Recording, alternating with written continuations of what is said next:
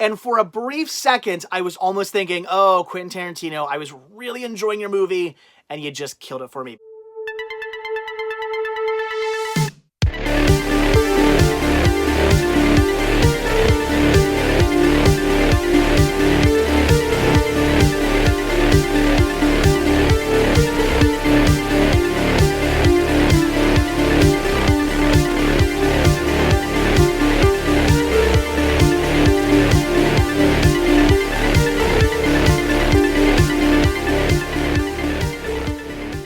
Hey everybody, this video once again brings us down here into the library because you guys, of course, have been asking me again for reviews. Now, as I've explained in the past, I don't really consider myself a reviewer. I never thought I was very good at reviewing. It's not something I ever really felt comfortable with, perhaps. I really don't know what to say sometimes about movies. I watch movies a lot of the times, and my thoughts on the movies were, that was okay.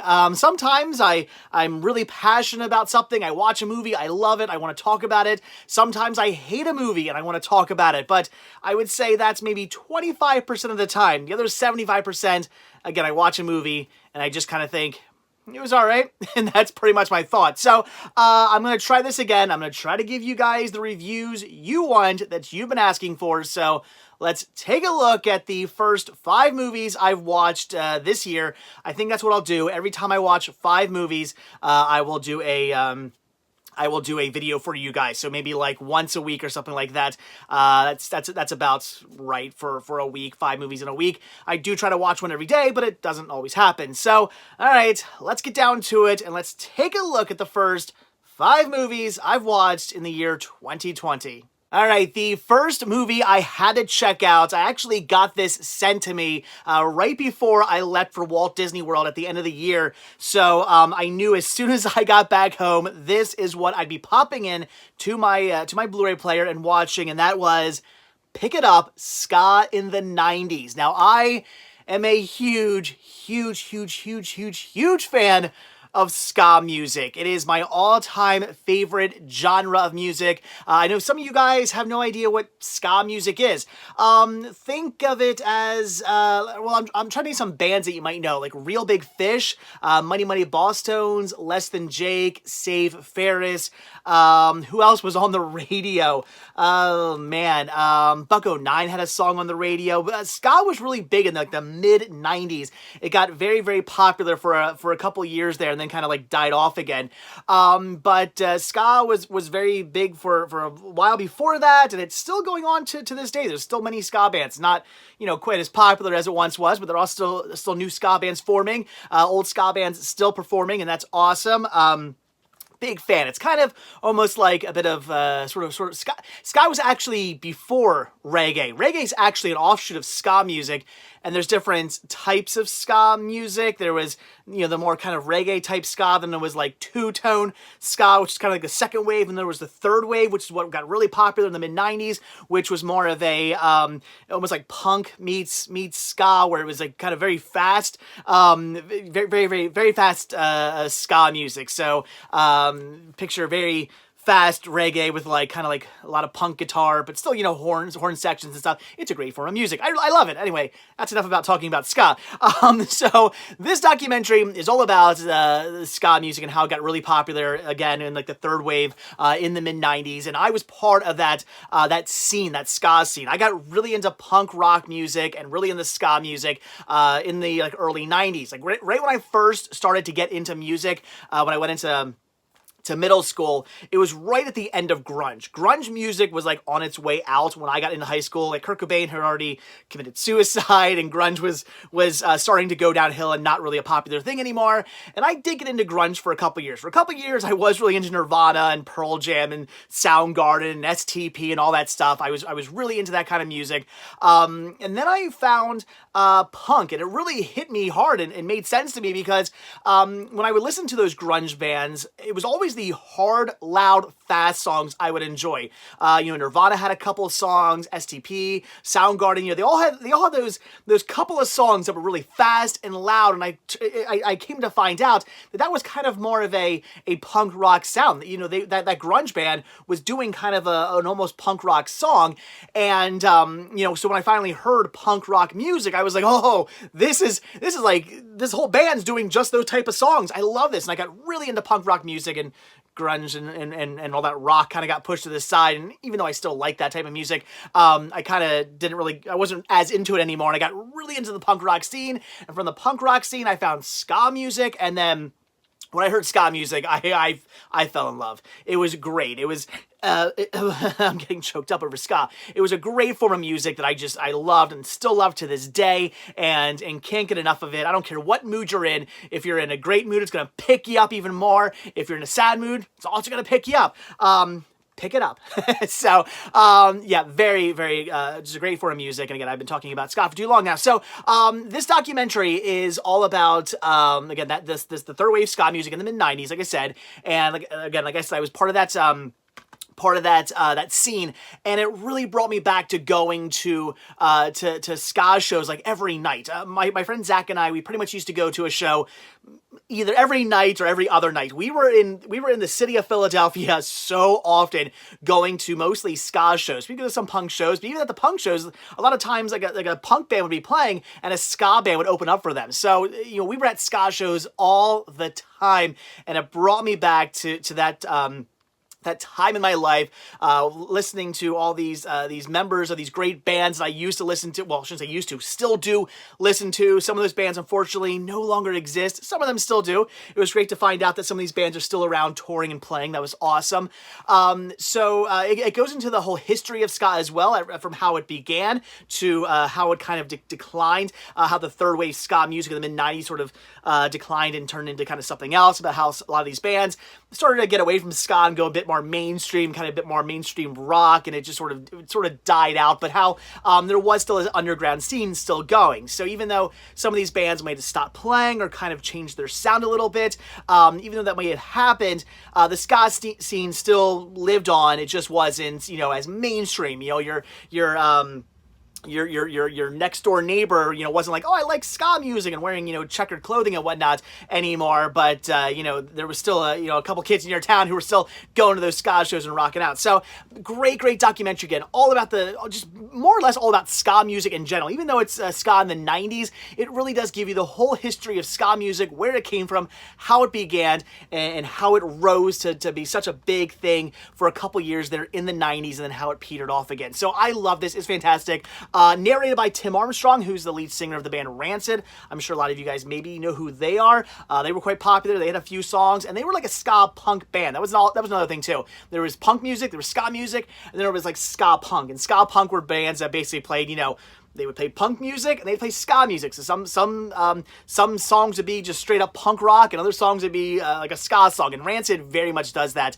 They have a very punk ska sound. In fact, two of the members of Rancid, including Tim Armstrong, were once in the band Operation Ivy, which was another like punk ska band from a while back.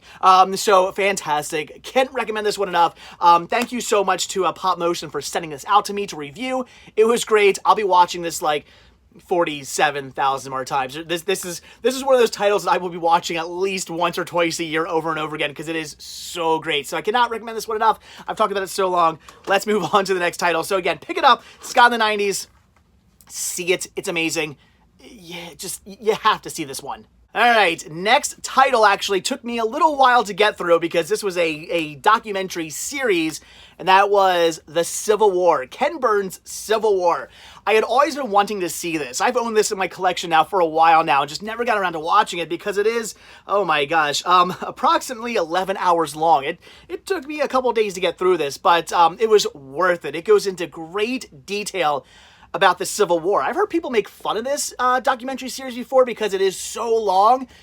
Good. That's how it should be. Other documentary series I've seen, they'll tell you about the Civil War, but they'll tell you about it in like a 2-hour time period. And that's great and all, but it's just very brief history. Okay, this happened, this happened, this happened, this happened. this goes into it all from the very, very beginnings of how, not even just, from the typical, first, the first attack and whatnot, but it starts out even going into where, why the South wanted to secede from the U.S. in the first place. It goes into how that even was a thing, and how that even started up into the uprising, the secession, and then into the end. And then even once it ends, it starts going into how the South dealt with dealing with the loss of the Civil War, and how they had to rebuild themselves, and where the country was after the Civil War. It's really, really well done, and I can't recommend this one enough. If you're into the Civil War, this is a great documentary series to watch. I again, just highly recommend it. I have seen so many documentaries over the year on the Civil War, and they're usually pretty good, but again, they either specify on like one specific topic, or if they are talking about the entire Civil War, it's over in like 2 hours and you've just kind of skimmed over it. This goes into great detail, and if you really want to know everything there is to know about the Civil War, I'm going to say watch Ken Burns' The Civil War. Great PBS documentary, and definitely worth checking out. Third title of 2019 was Once Upon a Time in Hollywood.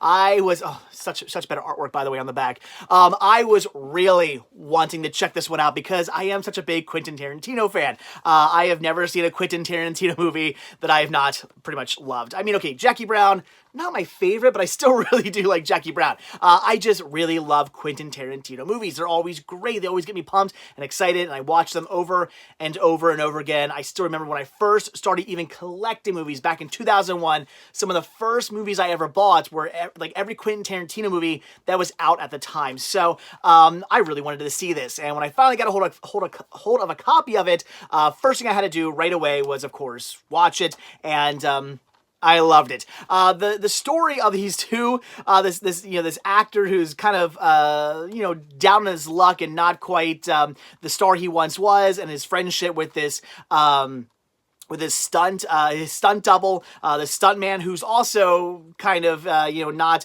quite where he used to be anymore. It's this great relationship between those two, but also kind of set around a non-fictional point in time period in Hollywood, and it's really cool to see that. And then it goes into this whole Manson thing. Like the Manson family is also kind of a bit of a part of this story.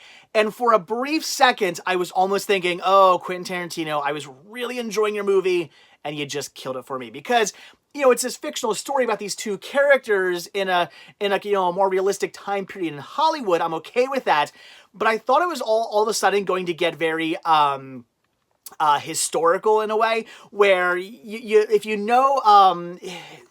I don't want to get too much, I don't want to spoil too much into you, but if the story of like Sharon Tate and whatnot, and the Manson murders and everything like that, if you know that story, you kind of start seeing where the movie's going. And for me, I was like, no, I don't want this to happen unless somehow it's going to turn around. I don't know.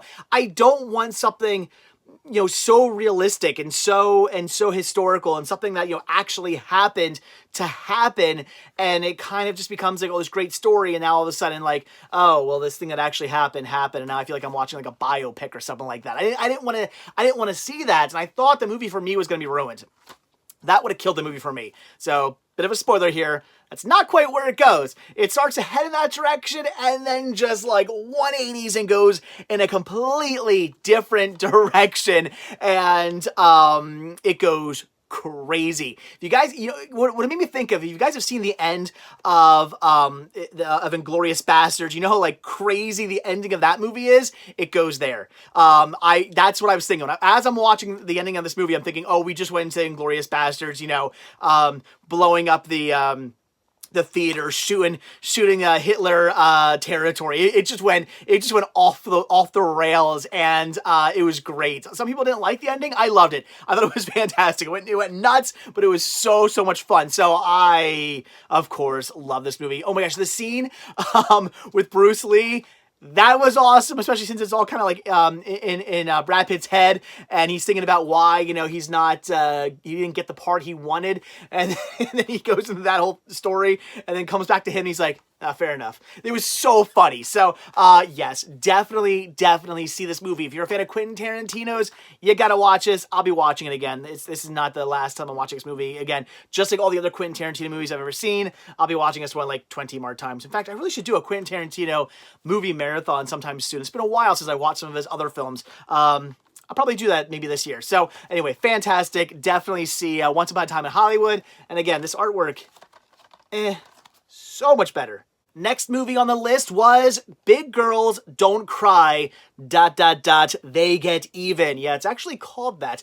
Oh my gosh, this is one of those movies that I used to watch all the time back in the 90s. This is from 92, I believe. And I used to watch this all the time as a kid because once this movie came out, it then started playing on cable, probably on HBO and Prism, which I think became Stars, if I'm not mistaken. My family had HBO. We also had Prism. And I remember it used to play on there. I think it was also played on cable a lot too. I think on the Ninja Turtles 2 VHS, there was like a trailer for this or something also, if I'm not mistaken. So, not only have I seen the trailer for this movie about 47,000 times, but I've seen this movie about 47,000 times. I used to watch it all the time as a kid. And for some reason, I had completely forgotten about this movie. Until I came across it, I think it was last year. If I'm not mistaken, I picked this up at a flea market at the I can't remember the name of it. It's that college flea market we always go to. Doesn't matter. Delco. The Delco flea market? Yeah, the Delco flea market. I think I found this at. And I just saw it, and immediately I was like, oh my gosh, I forgot this movie existed. I used to watch it all the time.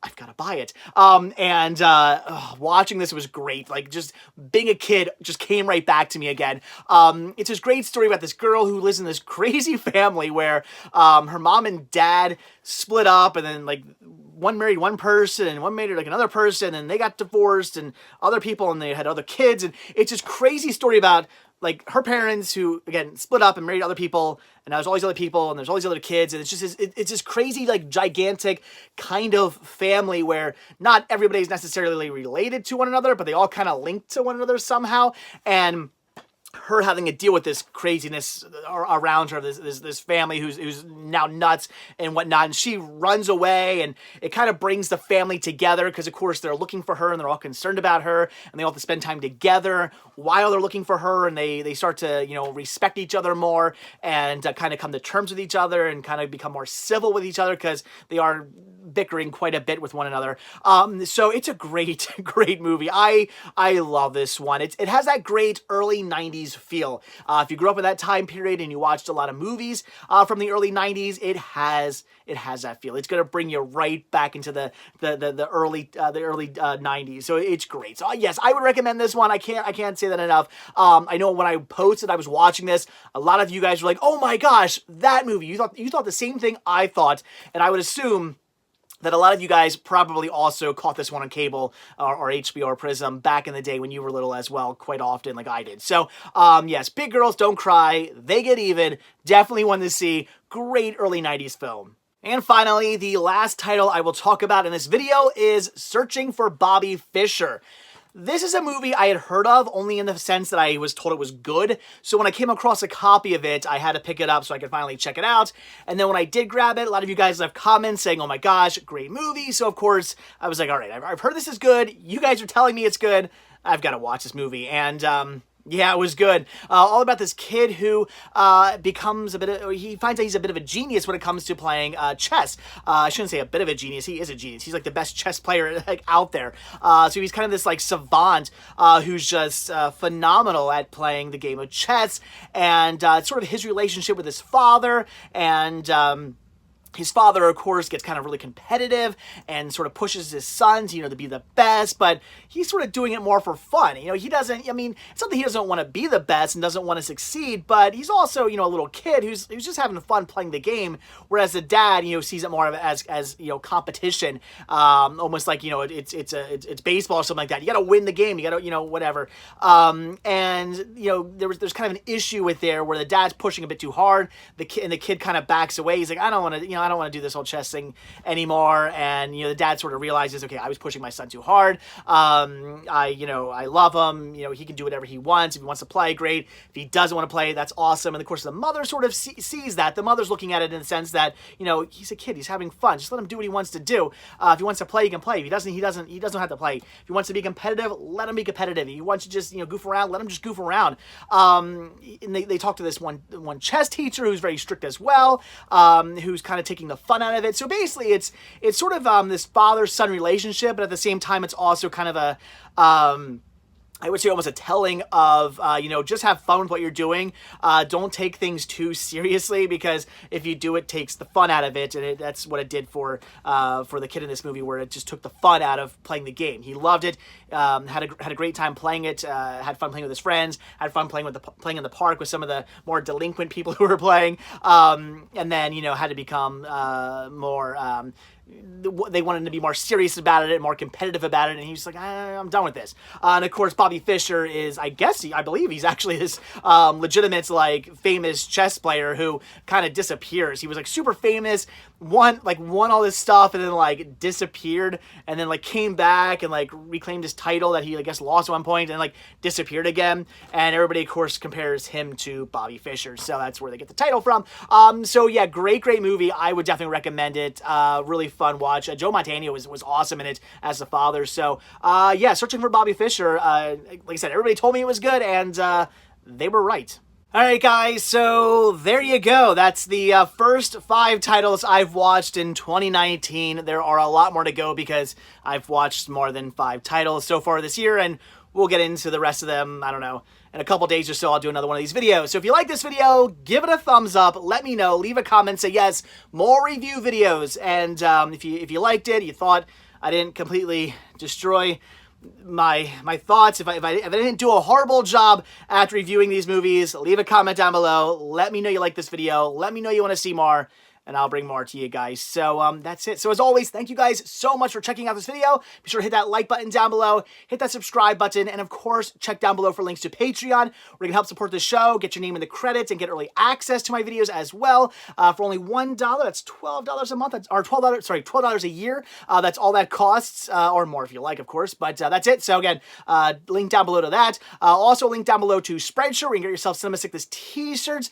not printed so high. These are actually mess-up shirts. I need to get a new one. Anyway, Cinema Sickness t-shirts, all kinds of cool t-shirts there at Spreadshirt. And you're also helping support the show. And of course, as always, most importantly, check down below for a link to the Cinema Sickness store. It came from Cinema Sickness. We're going to pick up all kinds of awesome media, movies, books, video games, movies, books, video games, music, retro toys, collectibles, things like that, and proceeds from the store are the most important for the show. They really are to keep the show going. So again, guys, that is it. Thanks for watching. Have a good one, and I will see you guys in the next video. Bye.